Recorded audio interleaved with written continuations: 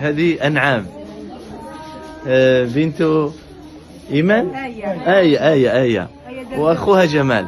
هذو لما تم القصف وجدوها بعيدة تقريبا 50 متر، ووجدوها على فراش كان ربما سبب حياتها.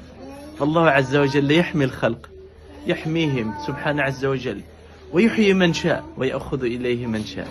فهذه أنعام الحمد لله طال الله في عمرها في ليلة صعبة، كانت جوعانة وبحثنا لها على الرضاعة وكانت فيها مشاكل، فبفضل الله عز وجل هي حية ترزق، وإن شاء الله تنجب لنا فلسطينيين أبطال أحباب إن شاء الله طال الله عمرهم. وكهدية أعطوني نعناع، ولتجد النعناع في غزة في هذا الوقت يعني من المستحيل العشر.